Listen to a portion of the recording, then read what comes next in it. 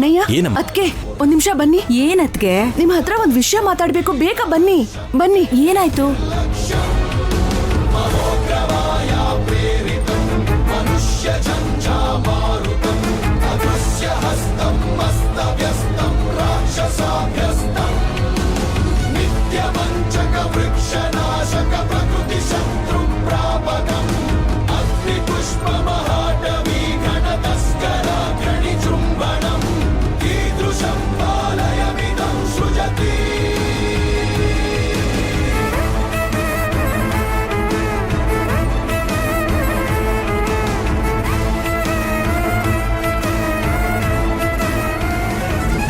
ನೋಡಪ್ಪ, ಈ ಮಾಂಗಲ್ಯನ ಅವಳು ಕತ್ತಿ ಕಟ್ಟಪ್ಪ. ಗಟ್ಟಿ ಮೇಳ ಬಾರ್ಸಿ ಬಾರ್ಸಿ.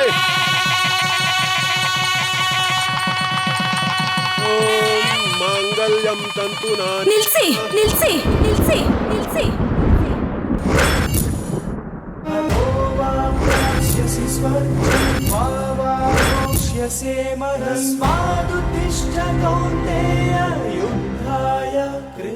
ಕೈಯಲ್ಲಿರೋ ಮಾಂಗಲ್ಯನ ಅಲ್ಲೇ ಇಟ್ಬಿಡೋ.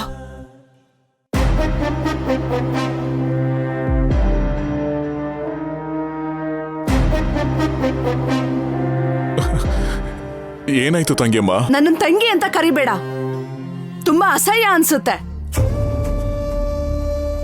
ಆದ್ರೂ ನೀವು ಮಾಡಿರೋ ಕೆಲ್ಸದ ಬಗ್ಗೆ ಹೇಳೋಕೆ ನನಗೆ ನಾಚಿಕೆ ಆಗ್ತಾ ಇದೆ. ಅಮ್ಮ,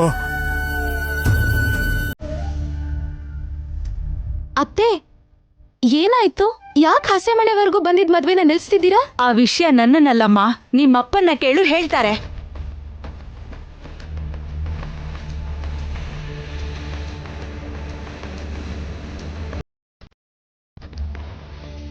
ಏಯ್, ಏನು ಹಾಗೆ ನೋಡ್ತಾ ಇದ್ಯಾ? ಎದ್ದು ಬಾ ಅಂತಂದ್ರೆ ಅರ್ಥ ಆಗ್ತಾ ಇಲ್ವಾ?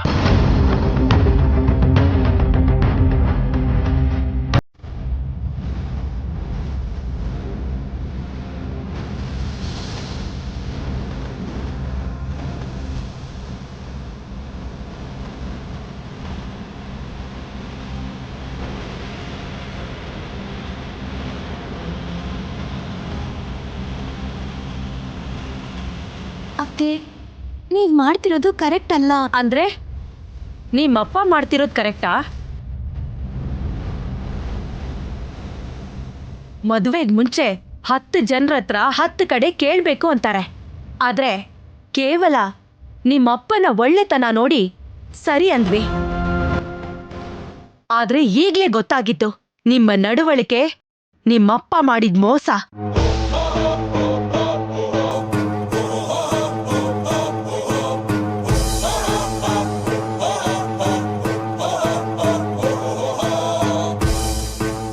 ಅತ್ತೆ, ನಮ್ಮಪ್ಪನ ಬಗ್ಗೆ ಹಾಗೆ ಮಾತಾಡ್ಬೇಡಿ. ಯಾಕಂದ್ರೆ ಅವರು ಮೋಸ ಹೋಗೋ ಮನುಷ್ಯನೇ ಹೊರತು ಮೋಸ ಮಾಡೋ ಮನುಷ್ಯ ಅಲ್ಲ. ಬೇರೆಯವ್ರ ಸಂತೋಷದಲ್ಲಿ ತೃಪ್ತಿ ಪಡ್ಕೋತಾರೆ ಹೊರತು ಬೇರೆಯವ್ರಿಗೆ ನೋವು ಕೊಟ್ಟು ಸಂತೋಷ ಪಡೋದಿಲ್ಲ ಅವರು.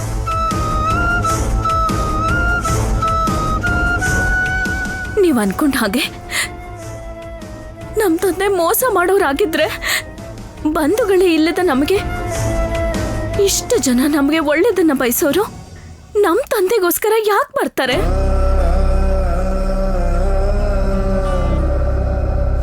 ನಮ್ಮಪ್ಪ ಚಿಕ್ಕವರಿದ್ದಾಗ ಪದೇ ಪದೇ ಹೇಳ್ತಿದ್ರು, ಮೋಸ ಮಾಡಿದ್ರೆ 1 ಸರಿ ಗೆಲ್ಬೋದು, 1 ವರ್ಷದವರೆಗೂ ಗೆಲ್ಬೋದು. ಅದೇ ನಿನ್ನಲ್ಲಿ ಒಳ್ಳೆತನ ಇದ್ರೆ 1 ಜನ್ಮನೇ ಗೆಲ್ಬೋದು, ನಿನ್ನ ನೀನು ಗೆಲ್ಬೋದು ಅಂತ.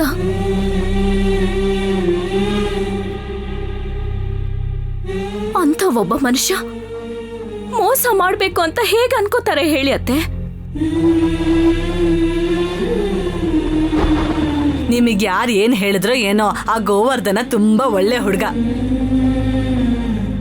20 ವರ್ಷದಿಂದ ಅವನು ಮತ್ತೆ ಅವ್ರ ಮಗಳು ನಮಗ್ ಚೆನ್ನಾಗ್ ಗೊತ್ತು. ಅವರು ತುಂಬಾ ಒಳ್ಳೆಯವರು.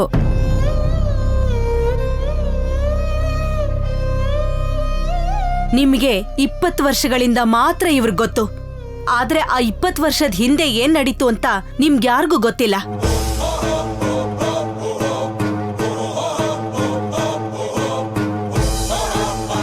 ಅಲ್ಲ, ಏನಾಯ್ತು ಅತ್ತೆ? ಅದನ್ನ ನಾವು ಹೇಳೋದಲ್ಲಮ್ಮ, ಅದನ್ನ ನಿಮ್ಮಪ್ಪನೇ ಹೇಳ್ಬೇಕು.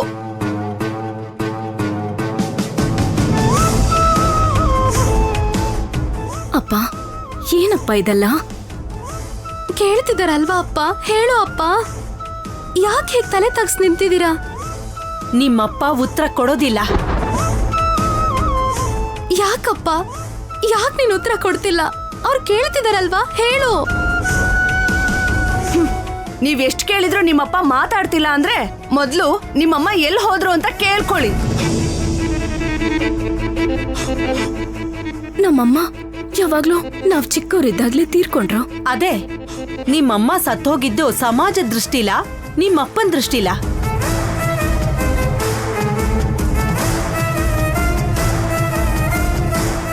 ನಿಮ್ಮಮ್ಮ ಬದುಕಿದಳೋ ಸತ್ತಿದಳೋ ಅನ್ನೋದನ್ನ ಬಿಡು.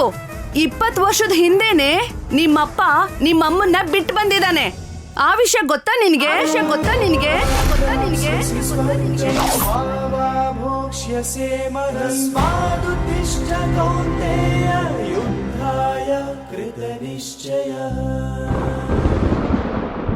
ಯಾಕೆ ಬಿಟ್ಬಿಟ್ರು ಅಂತ ಅದನ್ನು ನೀವೇ ಹೇಳಿ ಅತ್ಗೆ. ಯಾರ ಜೊತೆಗೋ ಅಕ್ರಮ ಸಂಬಂಧ ಇಟ್ಕೊಂಡಿದ್ದಾಳೆ ಅಂತ ಬಿಟ್ಟು ಬಂದ.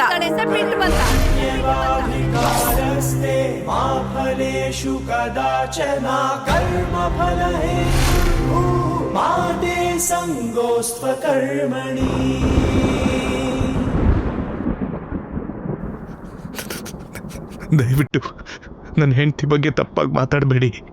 ತಪ್ಪು ಹೆಜ್ಜೆ ಹಾಕ್ದವ್ರ ಬಗ್ಗೆ ತಪ್ಪಾಗೆ ಮಾತಾಡ್ತಾರೆ ರೀ. ಆದ್ರೆ ನಿಜಾನ ನಮ್ಮ ಹತ್ರ ಮುಚ್ಚಿಟ್ಟು ನಿಮ್ ಮಗಳನ್ನ ನಮಗ್ ಗಂಟ್ ಹಾಕ್ಬೇಕು ಅಂತ ನೋಡಿದ್ರಿ.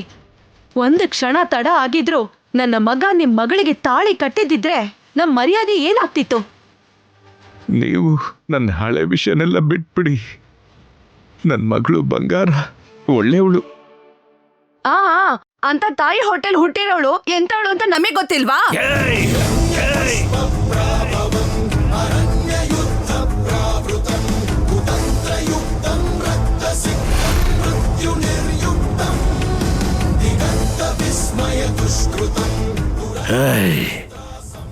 ನನ್ನ ಮಕ್ಕಳ ಬಗ್ಗೆ ಆಗ್ಲಿ ನನ್ನ ಹೆಂಡತಿ ಬಗ್ಗೆ ಆಗ್ಲಿ ಇನ್ನೊಂದು ಮಾತಾಡಿದ್ರಿ ಅಂದ್ರೆ ನಾನೇನ್ ಮಾಡ್ತೀನೋ ನನಗೆ ಗೊತ್ತಿಲ್ಲ.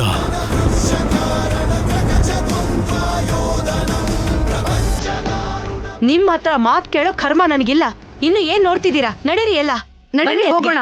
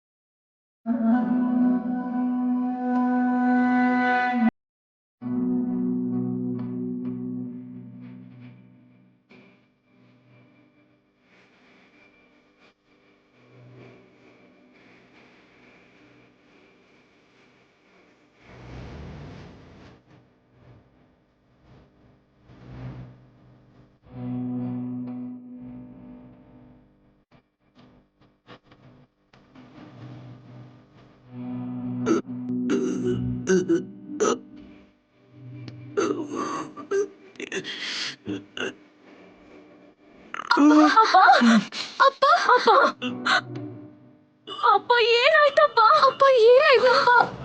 ಅಪ್ಪ ಏನಾಯ್ತಪ್ಪ ನಿಮ್ಗೆ? ಅಪ್ಪ ಅಪ್ಪ ಏನಾಯ್ತು?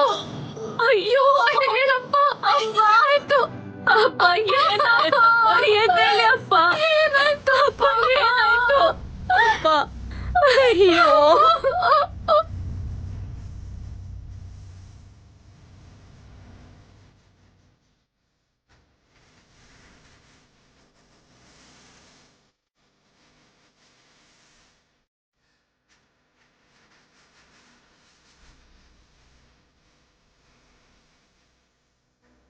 ಅಪ್ಪ.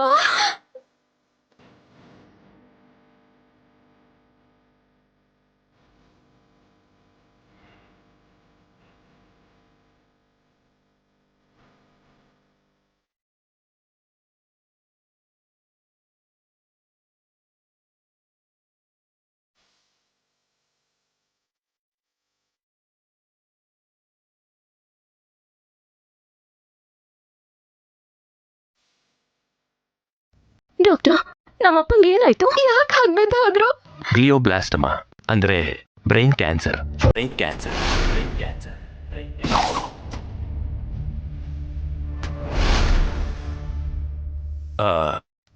Last stage. Last stage.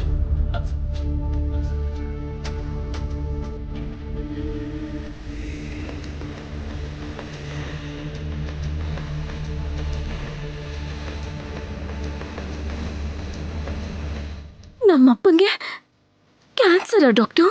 ಈ ವಿಷಯ ನಿಮಗೆ ಗೊತ್ತಿಲ್ವಾ ಅಮ್ಮ? ಗೊತ್ತಿಲ್ಲ ಡಾಕ್ಟರ್. ನಿಮ್ಮ ಅಪ್ಪಂಗೆ 3 ವರ್ಷದಿಂದ ಕ್ಯಾನ್ಸರ್ ಇದೆಯಮ್ಮ.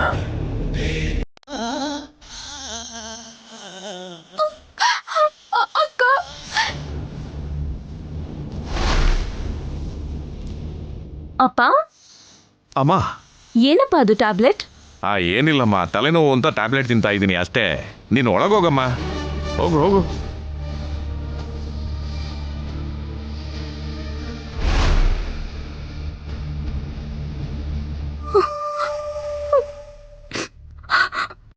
ಡಾಕ್ಟರ್ ಈಗ ನಮ್ಮ ಅಪ್ಪನ ಕಂಡೀಷನ್ ಹೇಗಿದೆ? ಹೋಪ್ಲೆಸ್ ಅಮ್ಮ.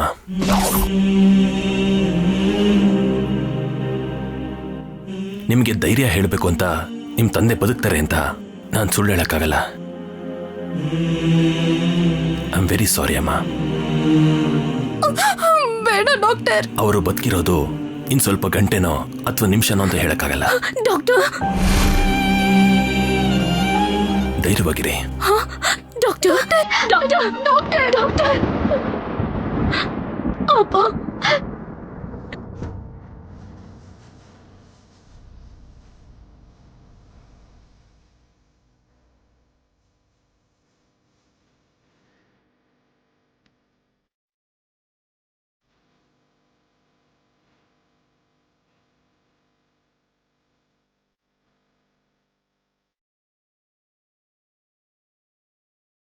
ಅಪ್ಪ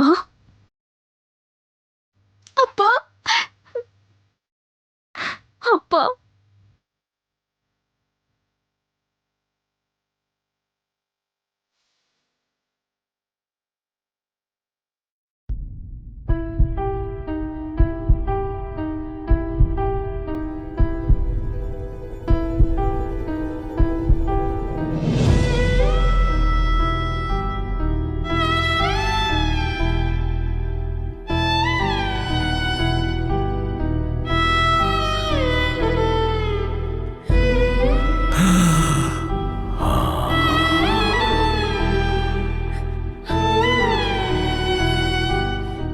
ಬೇಜಾರು ಮಾಡ್ಕೊಂಬೇಡ್ರು. ಅಪ್ಪ ಇನ್ಮೇಲಿಂದ ನೀವು ಧೈರ್ಯವಾಗಿರ್ಬೇಕು.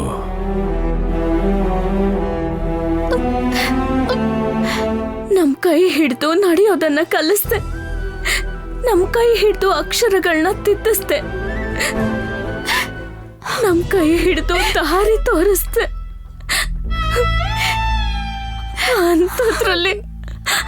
ಅಂಥದ್ರಲ್ಲಿ ಈಗ ನಮ್ ಕೈನ ಬಿಟ್ಬಿಡ್ತಿದ್ಯಾ? ಧೈರ್ಯವಾಗಿ ಹೇಗಪ್ಪ ಇರೋದು? ಡಾಕ್ಟ್ರು ಎಲ್ಲ ವಿಷಯ ಹೇಳ್ಬಿಟ್ರ? ಅಪ್ಪ ನಿನಗೆ ಕ್ಯಾನ್ಸರ್ ಇದೆ ಅಂತ ನಮಗೆ ಯಾಕೆ ಮೊದಲೇ ಹೇಳಿಲ್ಲ? ಇಲ್ಲಿ ನೋಡಿ, ಹೀಗೆ ನೋವು ಪಡ್ತೀರಾ ಅಂತ ಹೇಳಿಲ್ಲಮ್ಮ.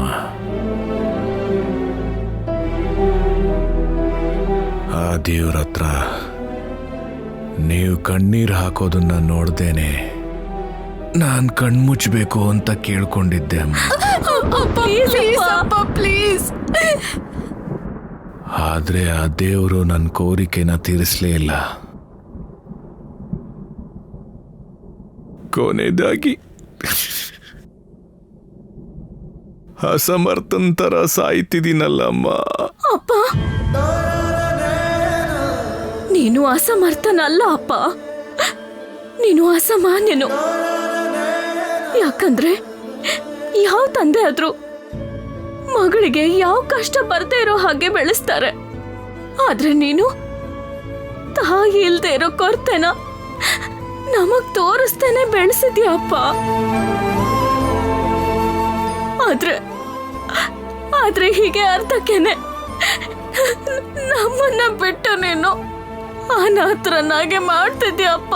ಆ, ನೀವು ಅನಾಥರಲ್ಲಮ್ಮ. ನಿಮ್ ಜೊತೆ ನಾನು ಇಲ್ದೇ ಇದ್ರು ನಿಮ್ಗೋಸ್ಕರ ನಿಮ್ಮಮ್ಮ ಬದುಕೇ ಇದ್ದಾಳಮ್ಮ.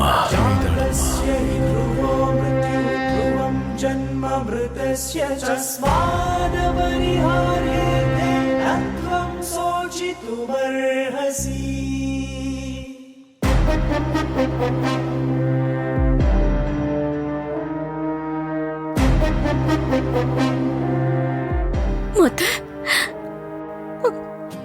ಅಮ್ಮ ಇಷ್ಟು ದಿನ ಅಂದ್ರೆ ಅಮ್ಮ ನಮ್ಮನ್ ಬಿಟ್ಟು ಹೊರಟು ಹೋದ್ಲ?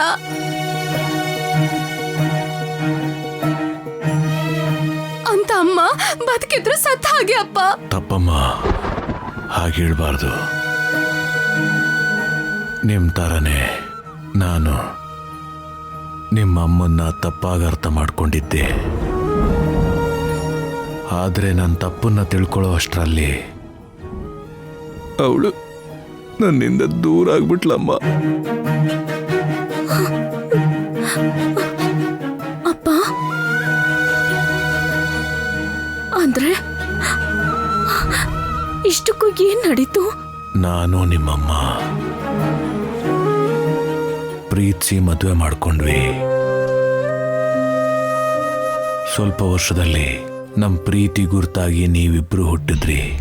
ಆಮೇಲೆ ಕೆಲವೊಂದು ಪರಿಸ್ಥಿತಿಲಿ ನಿಮ್ಮ ಅಮ್ಮನ ಮೇಲೆ ನನಗೆ ಅನುಮಾನ ಬರೋ ಥರ ಆಗ್ಬಿಡ್ತು. ಆ ಅನುಮಾನನೇ ನಿಜ ಅಂತ ನಂಬೋ ಪರಿಸ್ಥಿತಿ ಬಂದ್ಬಿಡ್ತು. ಅದಕ್ಕೆ ನಿಮ್ಮಿಬ್ಬರನ್ನ ಅಲ್ಲಿಂದ ಕರ್ಕೊಂಬಂದು ನಿಮ್ಮ ಅಮ್ಮನ ನೆರಳೆ ಬೀಳ್ದೇ ಇರೋ ಥರ ಬೆಳೆಸೋಣ ಅಂತ ಇಲ್ಲಿ ಕರ್ಕೊಂಬಂದೆ. ಅದಾದ್ಮೇಲೆ ಸ್ವಲ್ಪ ದಿನದಲ್ಲಿ ನಾನು ನಿಮ್ಮ ಅಮ್ಮನ್ನ ಅಪಾರ್ಥ ಮಾಡ್ಕೊಂಡೆ ಅಂತ ಗೊತ್ತಾಯ್ತು. ಮತ್ತೆ ಅವಳನ್ನ ಬಿಟ್ಟ ಜಾಗದಲ್ಲಿ ಹುಡ್ಕೋಕೋದೆ. ಆದ್ರೆ ತುಂಬಾ ತಡ ಆಗ್ಬಿಟ್ಟಿತ್ತು. ಅವಳು ಅಲ್ಲಿಂದ ಹೊರಟೋಗ್ಬಿಟ್ಟಿದ್ಲು. ಆಮೇಲೆ ಅವಳಿಗೋಸ್ಕರ ಹುಡುಕ್ದೇ ಇರೋ ಜಾಗನೇ ಇಲ್ಲ, ಹುಡುಕ್ದೇ ಇರೋ ಊರೇ ಇಲ್ಲ.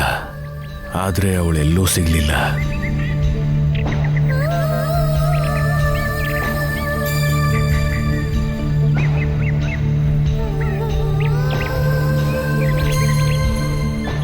ಎಷ್ಟೋ ವರ್ಷಗಳಿಂದ ಅವಳಿಗೋಸ್ಕರ ಅಲಿತಾನೇ ಇದ್ದೀನಮ್ಮ.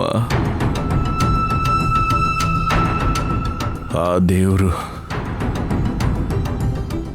ಇವತ್ತು ನನ್ನನ್ನು ಕರ್ಕೊಂಡು ಹೋಗ್ತಿದ್ದಾರೆ ಅಂತ ಗೊತ್ತಾಗಿ ನಿಮ್ಮ ಅಮ್ಮ ಎಲ್ಲಿದ್ದಾರೆ ಅಂತ ನನಗೊಬ್ಬ ಪರಿಚಯದವನ ಮೂಲಕ ಗೊತ್ತಾಗುವಾಗ ಮಾಡಿದ್ನಮ್ಮ. ನಿಮ್ಮಮ್ಮ ಬೆಂಗಳೂರಲ್ಲಿದ್ದಾಳೆ. ಏನಪ್ಪ, ನಾವು ಅಮ್ಮನ ಹತ್ರ ಹೋಗ್ಬೇಕು ಅಂತ ಕತೆ ಹೇಳ್ತಿದ್ಯಲ್ವಾ? ಕತೆ ಅಲ್ಲಮ್ಮ, ಇದೇ ನಿಜ. ಆದ್ರೂ ಸಾಯೋ ಪರಿಸ್ಥಿತಿಲಿರೋರು ಸುಳ್ಳನ್ನ ಹೇಳ್ತಾರ ಅಮ್ಮ. ಅಮ್ಮ ಚೈತ್ರ, ನನ್ನ ಶರ್ಟ್ ಜೇಬಲ್ಲಿ ನಿಮ್ಮಮ್ಮ ಅಡ್ರೆಸ್ ಇದೆ. ನಾನು ಹೋದ್ಮೇಲೆ ಅಪ್ಪ ಹಾಗೆ ಹೇಳ್ಬಿಡಪ್ಪ. ಅದು ಹಾಗಲ್ಲಮ್ಮ, ನಾನು ಹೇಳೋದು ಕೇಳಿ. ನಾನು ಹೋದ್ಮೇಲೆ ನೀವು ನಿಮ್ಮ ಅಮ್ಮನ ಹತ್ರ ಹೋಗ್ತೀರಾ ಅಂತ ನನಗೆ ಮಾತು ಕೊಡಿಮ್ಮ.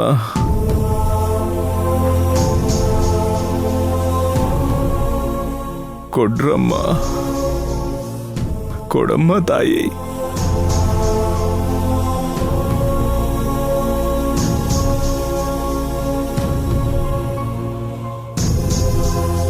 ನೀನ್ ಕೂಡ ಮಾತು ಕೊಡಮ್ಮ, ಕೊಡಮ್ಮ.